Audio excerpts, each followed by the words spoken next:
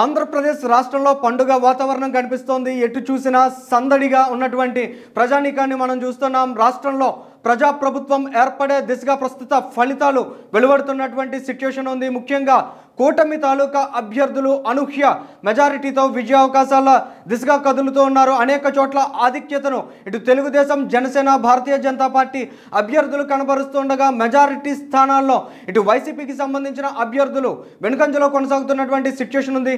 దీనికి సంబంధించినటువంటి ఇన్ఫర్మేషన్ మనం తెలుసుకునే ప్రయత్నం చేద్దాం. తెలుగుదేశం పార్టీ 91 చోట్ల ఆధిక్యతను కనబరుస్తున్నట్లు ఈటీవీ ఛానల్లో ఉన్నటువంటి సమాచారం కనిపిస్తోంది. ఇక వైసీపీ కేవలం 13 చోట్ల మాత్రమే ఆధిక్యత కనబరుస్తూ ఉండగా ఇటు జనసేన 11 చోట్ల, భారతీయ జనతా పార్టీ 2 చోట్ల ఆధిక్యతతో ముందుకు వెళ్తున్నటువంటి సిచ్యువేషన్ చూస్తున్నాం. ఇక సాక్షి టీవీలో ఉన్నటువంటి సమాచారం ప్రస్తుతం రాష్ట్ర వ్యాప్తంగా ప్రతి ఒక్కరికి ఒక సర్ప్రైజ్ అని చూడాలి. అందులో వెలువడుతున్నటువంటి గణాంకాలను మనం ఒకసారి గమనించే ప్రయత్నం చేద్దాం.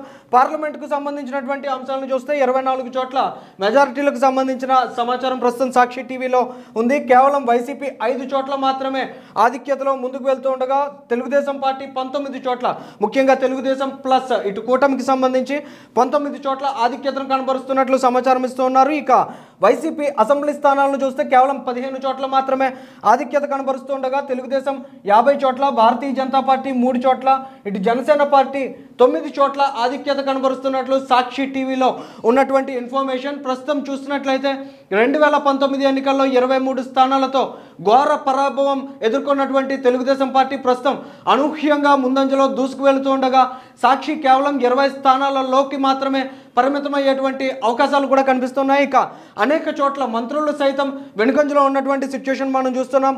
మంత్రులు బుగ్గన రాజేంద్రనాథ్ రెడ్డి, దాడిశెట్టి రాజా, ధర్మాన మంత్రులు, ఇంకా బొత్స సత్యనారాయణ, రోజా, పెద్దిరెడ్డి, చెల్లుబోయిన వీరంతా కూడా వెనుకంజలో కొనసాగుతున్నటువంటి సిచ్యువేషన్.